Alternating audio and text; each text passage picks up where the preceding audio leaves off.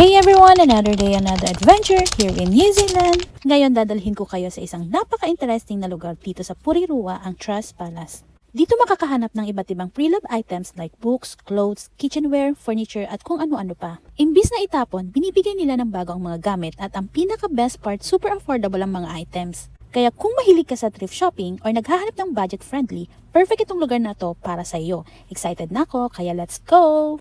Trust Palace is a recycling and reuse center dito sa Porirua na may mission na bawasan ang basura sa landfill.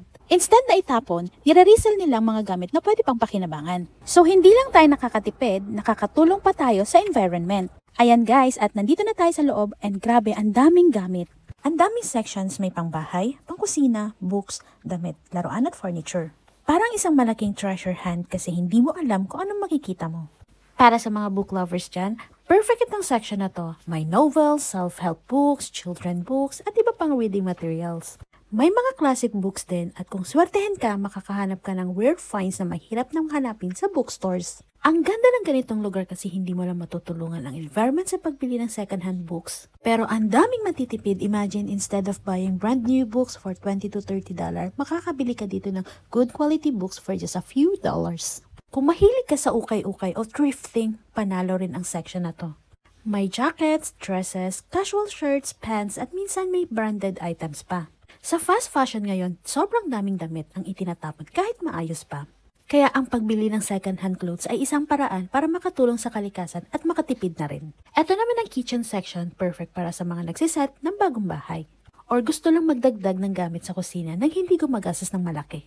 May mga kaldero, bowls, dinner plates, baking trays at iba pang kitchen essentials. Ang kagandahan dito, may ilan pang mukhang bago at high quality.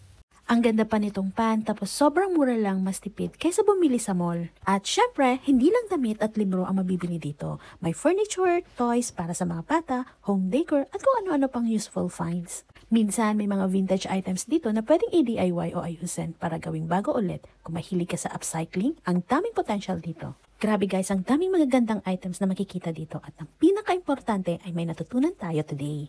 Una, hindi lahat ng luma ay dapat itapon. Marami pang pwedeng pakinabangan. Pangalawa, ang pagbili ng second hand ay hindi lang nakakatipid pero nakakatulong din sa ating environment.